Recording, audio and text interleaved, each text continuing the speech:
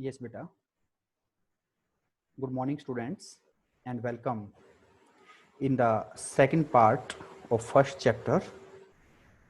Beta, today we will discuss about the statistics as a singular noun. Beta, statistics as a plural noun we discussed in the first part of this chapter. Today our topic is the statistics as a singular noun. What's the meaning of statistics as a singular noun? It's mean, beta, science of statistics or statistical method. Meaning, statistics as a singular noun, we have to take the statistics or statistical method or statistical model, statistical technique, statistical stages. It refers to the technique or methods relating to the collection, classification, presentation, analysis, and interpretation of quantitative data. Meaning बेटा statistics as a plural noun, उसमें हमने statistics की definition को देखा, और statistics as a singular noun, इसके अंदर हम स्टैटिस्टिक्स के अंदर यूज होने वाले different methods, different techniques, different statistical tools, उसको हम स्टडी करेंगे. Meaning statistics a singular noun, it's just the methods and techniques and tools used in the statistics. तो नेक्स्ट जो पार्ट है बेटा आपका द स्टैटिस्टिक्स, द स्टेप्स या stages of statistical study. बेटा there are mainly 5 stages in the statistical study. Meaning statistics को perform करने के लिए we have to perform the 6 stage in a particular sequence. It can be the process of statistics also, क्योंकि बेटा ultimately हमें statistics से result find out करना होता है. Suppose that beta we want to try to find out the poverty percentage in India. तो उसके लिए हमें क्या करना पड़ेगा? Firstly we have to collect the data for whole India. poor and non poor का डाटा हमें कलेक्ट करना पड़ेगा, उस डाटा को प्रॉपरली ऑर्गेनाइज करना पड़ेगा, उसको ग्राफ के अंदर, टेबल के अंदर प्रेजेंट करना पड़ेगा, फिर उस डाटा से रिजल्ट फाइंड आउट करना पड़ेगा, और फाइनली रिपोर्ट जो है प्रिपेयर करनी पड़ेगी. That is a particular sequence. और यही आपकी स्टैटिस्टिक्स की डिफरेंट स्टेजेस होती है. Like first stage is relate to the collection of data, जिसके अंदर हम यूज कर सकते हैं सेंसस मेथड यूज करते हैं, सैंपल मेथड यूज कर सकते हैं. We can collect the data with the help of census और with the help of sample. Next stage is the organization of data. Data को प्रॉपरली, सपोज दैट पूरे India का data तो हमने collect कर लिया, उसको प्रॉपरली ऑर्गेनाइज करना है, उसको असेंडिंग ऑर्डर में, डिसेंडिंग ऑर्डर में, मेल फीमेल का अलग अलग हो सकता है, उसको meaning organisation of data is relate with the properly arrangement of data, जिसके अंदर हम एरे ऑफ डाटा यूज कर सकते हैं या टैली बार्स को यूज कर सकते हैं. The next one is the presentation of data. It is the third stage, जिसके अंदर हम डेटा को प्रेजेंट कैसे कर सकते हैं? With the help of table कर सकते हैं, with the help of pie chart कर सकते हैं, डायग्राम से कर सकते हैं, उसको ग्राफ्स के थ्रू हम कर सकते हैं.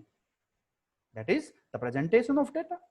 The next stage is the analysis of data, meaning try to find out the result, जिसके अंदर हम परसेंटेज फाइंड आउट कर सकते हैं, जिसके अंदर हम एवरेज फाइंड आउट कर सकते हैं, mean median mode find out किया जा सकता है, जिसके अंदर हम मीनिंग आपका स्टैंडर्ड डेविएशन जो है, मीन डेविएशन, ये हम फाइंड आउट कर सकते हैं. These are some meaning statistical tool for analyze the data. The next one is interpretation of data. data को interpret करना है, जिसके अंदर हमें data की final report prepare करनी है, जिसके अंदर magnitude of percentage हो सकता है, average हो सकता है, degree of relationship between different variables हो सकता है. These are some statistical tool which are used for the interpretation of data. That is mean 5 step of stages of statistical study. Understand बेटा. The next is the nature of statistics. Statistics की nature क्या है? हम statistics को किस वे में use कर सकते हैं? हम स्टैटिस्टिक्स को क्या कहेंगे? स्टैटिस्टिक्स एक आर्ट है, स्टैटिस्टिक्स एक साइंस है. What the statistics is? तो बेटा statistics is both a science as well as an art. Statistics एक साइंस भी है और एक आर्ट भी है. तो आपको पता होना चाहिए what's the meaning of science and what's the meaning of art. Science means grabbing the theoretical knowledge. Now you are studying the statistics, you are grabbing the theoretical knowledge about the statistics, you are performing statistics as a science. इस time पे आप statistics को as a science perform कर रहे हैं. But in future you will implement that statistics in your practical life. आप उसको use करेंगे. That is statistics is an art. Meaning, grabbing the theoretical knowledge, that is the statistics is a science, and when we perform the statistics in the practical life, that is the statistics is an art. बेटा suppose that आप जो है इस time पे percentage find out करते हैं, आपने 10th class की परसेंटेज जो है आप फाइंड आउट करेंगे. व्हाट्स द मेथड ऑफ जो है find out the percentage? Mark obtain divide by total marks multiply by 100. आपने ये फॉर्मूला जब सीखा होगा बेटा, percentage it is A statistics. आपने जब ये फॉर्मूला सीखा होगा तब आपने स्टैटिस्टिक्स को एज ए साइंस परफॉर्म किया था, और जब आप परसेंटेज फाइंड आउट करते हैं then you are performing statistics as a art, as an art. Understand बेटा? तो स्टैटिस्टिक्स हम कहेंगे, स्टैटिस्टिक्स साइंस भी है, स्टैटिस्टिक्स एक आर्ट भी है. The next is the subject matter of statistics. Statistics का सब्जेक्ट मैटर क्या है? तो स्टैटिस्टिक्स को बेटा हम स्टडी कर सकते हैं as a descriptive statistics and as a inferential statistics. What's the meaning of descriptive statistics? Meaning बेटा, when we use the statistics on the basis of whole population of universe, when we try to find out the result from the whole population and whole universe. Suppose that बेटा आप इसको एक example से समझेंगे कि मेरे को आपकी क्लास की एवरेज हाइट का पता करना है. तो मैं आपकी क्लास के अंदर जितने भी स्टूडेंट्स हैं उन सभी से हाइट पूछता हूं, उन सभी की हाइट को ऐड करता हूं और नंबर ऑफ स्टूडेंट्स से डिवाइड कर देता हूं, तो मेरे पास एवरेज हाइट ऑफ +1 क्लास आ जाएगी. That is the descriptive statistics, because I find the statistical result on the basis of whole population. मतलब मेरा एरिया ऑफ इन्वेस्टिगेशन जो कंप्लीट +1 क्लास थी उन सब से मैंने रिजल्ट फाइंड आउट किया है, उन सब के डेटा के बेस पे रिजल्ट फाइंड आउट किया है. दूसरा मेथड में क्या यूज कर सकता हूं? सपोज दैट मेरे को फाइंड आउट करना है पूरे गुरुकुल की एवरेज हाइट. मैं हर एक क्लास में से 5 स्टूडेंट्स को लेता हूं, उसको क्या करता हूं 5 स्टूडेंट्स को लेकर के, और टोटल जो है सपोज मेरे पास 100 स्टूडेंट्स हो जाते हैं, और मैं 100 स्टूडेंट की हाइट को ऐड करके डिवाइड बाय नंबर ऑफ 100 कर देता हूं, नंबर ऑफ स्टूडेंट कर देता हूं, तो बेटा मेरे पास average height of whole school आ जाएगी. तब मैंने क्या यूज किया? तब मैंने होल पॉपुलेशन के बेस पे सर्वे नहीं किया, स्टैटिस्टिकल रिजल्ट फाइंड आउट नहीं किया, मैंने उस टाइम पे सैंपल के बेस पे रिजल्ट फाइंड आउट किया. मैंने उस टाइम पे हर एक क्लास से 5 स्टूडेंट्स को एज ए सैंपल ले लिया. That is the inferential statistics. ठीक है जी? तो यहां पे ध्यान रखना है कि descriptive statistics is it refers to those methods which are used for collection, presentation as well as analysis of data for whole population or universe, meaning when we find out the result on the basis of whole population. What is inferential statistics? It refers to all such methods by which conclusion are drawn, जहां पे हम result find out करते हैं relating to the universe, पूरी universe का result find out करते हैं on the basis of given sample. पूरी universe का result हम केवल sample के base पे find out कर लेते हैं. That is the inferential statistics. तो समझना है बेटा, नेचर ऑफ स्टैटिस्टिक्स जो था, साइंस भी है स्टैटिस्टिक्स और आर्ट भी है, और सब्जेक्ट मैटर में डिस्क्रिप्टिव क्या है और इन्फ्रेंशनल क्या है. ठीक है? The next is what's are the limitation of statistics. Statistics की लिमिटेशंस क्या क्या हैं? तो बेटा स्टैटिस्टिक्स के बारे में कहा जाता है कि statistics is like a clay. You can make a god from it and और you can make a devil from it. Statistics को मिसयूज भी किया जा सकता है, स्टैटिस्टिक्स को प्रोडक्टिवली यूज भी किया जा सकता है.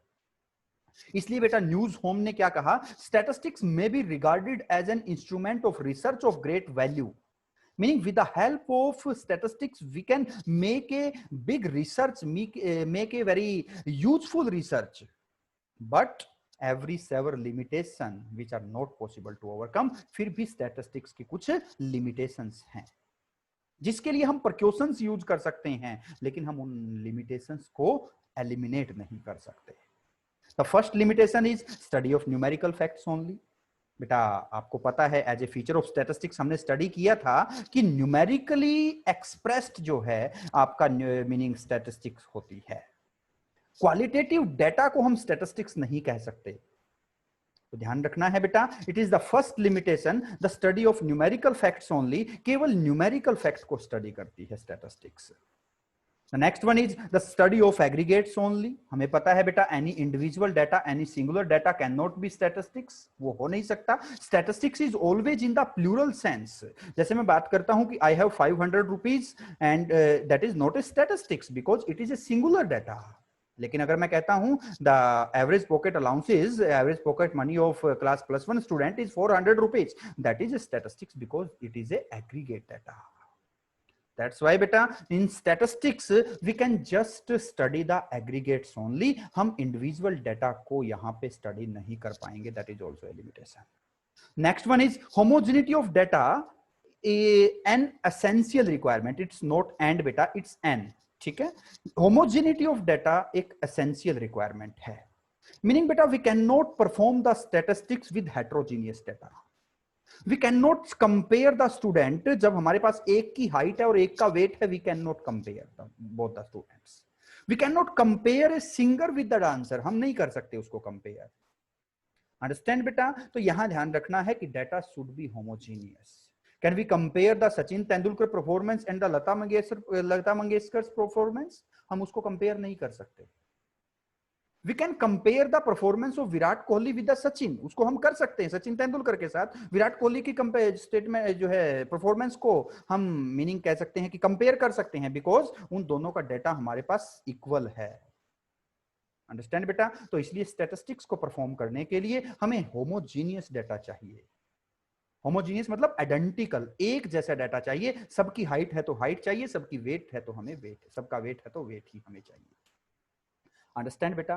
The next one is result are true only on an average. Result जो है वो एवरेज की फॉर्म में तो सही है, लेकिन समटाइम्स बेटा रिजल्ट बड़ा ही मीनिंग कंफ्यूजिंग हो सकता है.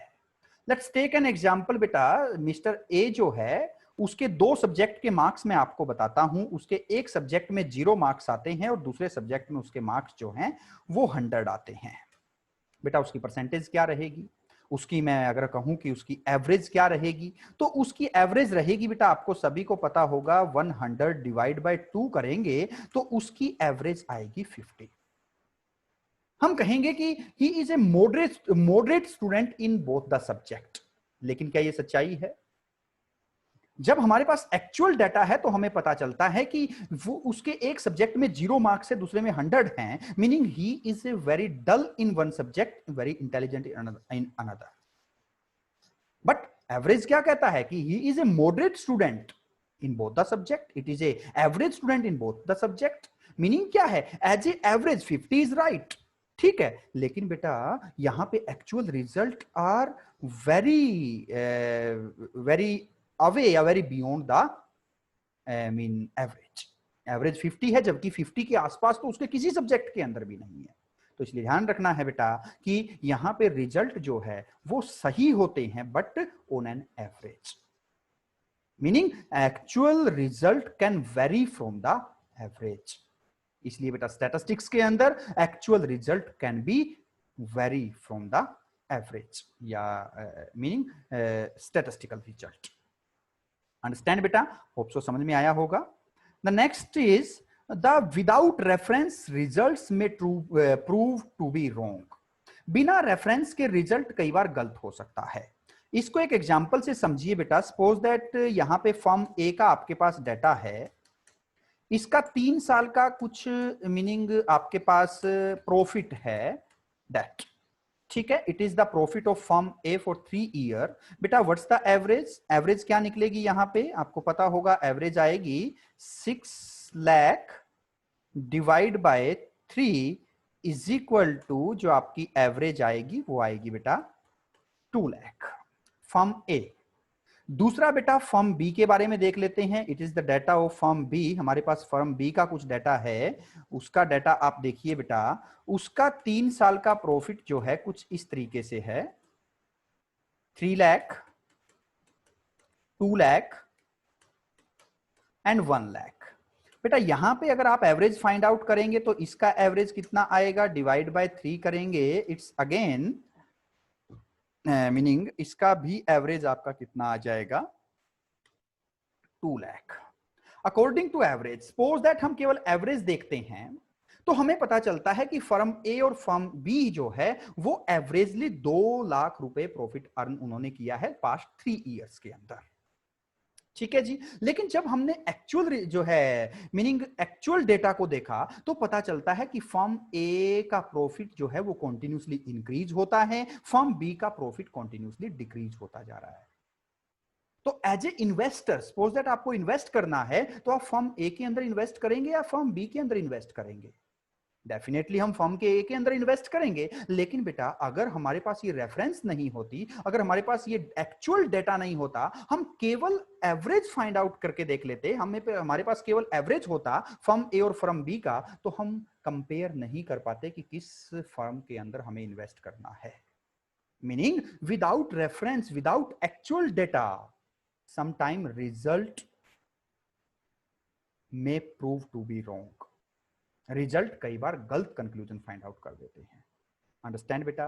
The next is can be used only by the expert. Statistics बेटा हर कोई यूज नहीं कर सकता, it is used by the expert. Everybody cannot perform, anybody cannot find out the mean, median, mode, standard deviation, mean deviation, regression, coefficient, correlation। ये सब कोई हर कोई ये फाइंड आउट नहीं कर सकता, इसके लिए एक्सपर्ट की जरूरत होती है। अंडरस्टैंड बेटा? That is also a limitation. Next है बेटा प्रोन टू मिसयूज। कई बार स्टैटिस्टिक्स का मिसयूज किया जा सकता है। You can understand it with the same example. Firm A और फर्म बी का एग्जांपल यहां पे आप देख सकते हैं। सपोज दैट आपसे कोई इन्वेस्टमेंट करने के लिए कहता है और वो कहता है कि फर्म बी के अंदर इन्वेस्ट कर दीजिए because its average profit is equal to firm A. उसने एक्चुअल डेटा आपको नहीं बताया, उसने बताया कि फर्म ए और फर्म बी दोनों का एवरेज प्रॉफिट 2 लाख रुपीस है पास्ट 3 ईयर का, तो आप फर्म बी के अंदर इन्वेस्ट कर दीजिए। और आप कहते हैं कि ठीक है 2 लाख रुपए average profit, it's a good situation, it's a good condition, तो आप फर्म बी के अंदर इन्वेस्ट कर देते हैं because you don't see the actual data. आपने एक्चुअल मीनिंग प्रॉफिट जो है मीनिंग नहीं देखा। समझ में आया बेटा? तो कई बार स्टैटिस्टिक्स कहा मैंने, statistics is a very dangerous weapon. अगर ये गलत हाथों में आ जाए तो इसका बड़ा डिस्क्रिप्टिव मीनिंग डिस्ट्रक्टिव यूज हो सकता है। अंडरस्टैंड बेटा? तो that is also a limitation कि sometimes there is a prone to misuse of statistical meaning conclusion, उसका गलत यूज भी किया जा सकता है। तो these are some limitation of statistics. Let's go for the next and last slide बेटा। एंड लास्ट स्लाइड के अंदर जो है the functions and importance of statistics, how the statistics is important in the economics. तो first one is the quantitative expression of economic problem. Meaning statistics quantitatively express the problem of an economy, like the problem of unemployment. अगर हम कहें कि India suffered from a very huge unemployment crisis, तो कितना unemployment crisis है? 35% unemployment है, 40% unemployment है, कितनी पॉवर्टी है? मीनिंग बेटा statistics mean do the quantification of economic problem. Economic problem को क्वांटिटेटिव फॉर्म के अंदर स्टैटिस्टिक्स जो है वो शो करती है। इंटरसेक्टरल एंड इंटरटेम्पोरल कंपैरिजन, हम दो सेक्टर को आपस में कंपेयर कर सकते हैं, दो टाइम पीरियड को आपस में कंपेयर कर सकते हैं with the help of statistics. जैसे हम बात करते हैं बेटा the share of primary sector in the GDP is 15% and the share of secondary sector in the GDP is 45%। दोनों का हमारे पास प्राइमरी और सेकेंडरी सेक्टर का जीडीपी में शेयर आ जाता है, तो हम कह सकते हैं कि secondary sector is more important in the economy, in the economic GDP, in the economy's GDP as compare to primary sector. Meaning हम डेटा के बेस पे, हम स्टैटिस्टिक्स के बेस पे दो सेक्टर को आपस में कंपेयर कर सकते हैं। Next one is the intertemporal comparison, दो टाइम पीरियड को आपस में कंपेयर किया जा सकता है। जैसे कि 2018 के अंदर हमारा प्रॉफिट 2 लाख था, 2019 के अंदर प्रॉफिट 3 लाख है, तो हम दोनों को कंपेयर कर सकते हैं, दो टाइम पीरियड्स को कंपेयर किया जा सकता है। Next one is the working out cause and effect relationship. Cause and effect relationship को हम मीनिंग फाइंड आउट कर सकते हैं। लाइक सपोज दैट बेटा हम इसको एक एग्जांपल की के हेल्प से देखते हैं कि मनरेगा को इंप्लीमेंट करना था। मनरेगा को इंप्लीमेंट जो है इकोनॉमी के अंदर किया गया। What's the cause behind the implementation of MNREGA and what's the effect of MNREGA. जैसे कि मनरेगा के इंप्लीमेंटेशन से पहले इंडिया के अंदर 45% अनएम्प्लॉयमेंट था। suppose that it's a meaning fictitious data कि suppose that 45% unemployment था, तो मनरेगा क्यों implement किया गया? Because of 45% unemployment. And what's the effect कि मनरेगा के बाद 20 करोड़ लोगों को उसके कारण मनरेगा के अंदर एम्प्लॉयमेंट मिला और 45% से अनएम्प्लॉयमेंट कम होकर 20% रह जाता है. That is the effect of scheme implemented by the government. Meaning statistics show the cause and effect relationship between any scheme. Understand बेटा? तो यहां ध्यान रखना है कि स्टैटिस्टिक्स शो द या working out the cause and effect relationship. Next one is construction of economic theories and economic model, like the theory of price, the theory of demand, the theory of supply. They all are construct with the help of statistical survey, with the help of statistical data. कोई भी economic model है, जैसे हमने privatisation का model adopt किया है, globalisation का model adopt किया है, तो उसके पीछे जो है बहुत सारा स्टैटिस्टिकल सर्वे रहता है, बहुत सारा स्टैटिस्टिकल मीनिंग स्टडी की जाती है. Next one is economic forecasting. Economy के बारे में फोरकास्ट किया जा सकता है कि 5 साल पहले पॉवर्टी 25% थी, आज जो है पॉवर्टी 20% है, हो सकता है आगे आने वाले टाइम पे पॉवर्टी 15% रह जाए. तो we can predict about the future with the help of data. Understand बेटा? हम कैसे कह सकते हैं कि एक फर्म जो है जिसने 1 लाख प्रॉफिट अर्न किया, फिर 2 किया, 3 किया, हम कह सकते हैं कि अगले साल 4 लाख प्रॉफिट अर्न करेगी. हमने उसको कैसे फाइंड आउट किया? With the help of data. हम किस तरीके से कह सकते हैं कि कोरोना पेंडेमिक के कारण कोरोना के केसेस जो है बढ़ते जा रहे हैं, तो वो 1 महीने के बाद जो है वो 10 लाख हो जाएंगे या 20 लाख हो जाएंगे? कैसे हमने ये डेटा दे दिया? With the help of statistical survey, statistical study. Next one is formulation of policy. कोई भी पॉलिसी इंप्लीमेंट, कोई भी पॉलिसी को फॉर्मुलेट करना है तो उसके पीछे स्टैटिस्टिकल स्टडी की जाती है. Like why we implemented the मनरेगा. हमने क्यों इंप्लीमेंट किया उसको? हमने उससे पहले फाइंड आउट किया था कि नंबर ऑफ अनएम्प्लॉयड पर्सन कितने हैं और मनरेगा कितने पर्सन्स को एम्प्लॉयमेंट प्रोवाइड करेगा. मतलब बेटा न्यूमेरिकली मीनिंग इंफॉर्मेशन या न्यूमेरिकली स्टडी किसी भी पॉलिसी को फॉर्मुलेट करने से पहले की जाती है. The next and last point is the economic equilibrium. Economy का equilibrium होता है बेटा where AD is equal to AS. AD is aggregate demand and AS is aggregate supply. Where aggregate demand is equal to aggregate supply. और वो aggregate demand और aggregate supply बेटा होती है in the form of number, in the form of statistical information. Understand बेटा? Economic problem क्या होती है हम ये आगे आने वाले चैप्टर्स के अंदर फिर से भी डिस्कस करेंगे बेटा. तो यहाँ पे ध्यान रखना है these are some importance and these are some functions of statistics.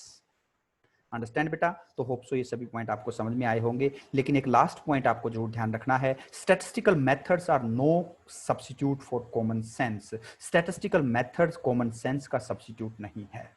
Meaning बेटा स्टैटिस्टिकल, सपोज दैट मैं कहता हूं कि आपके 80% मार्क्स जो हैं आए हैं, तो क्या इसका मतलब ये मान लिया जाए कि आपके हर एक सब्जेक्ट के अंदर 80 मार्क्स आए हैं?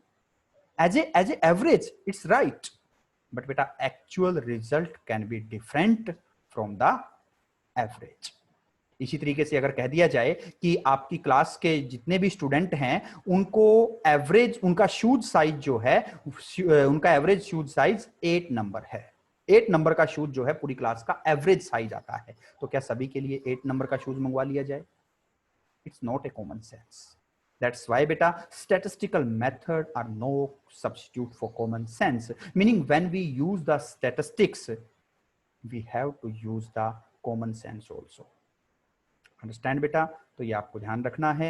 These are some function, importance, limitation, subject matter of statistics, the nature of statistics, statistics as a singular sense. ये सभी पॉइंट हमने बेटा आज की इस क्लास के अंदर डिस्कस किए, इस वीडियो के अंदर डिस्कस किए. होप सो बेटा आप सबको ये चीज समझ में आई होगी.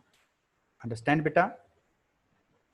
ओके बेटा, have a nice day and bye.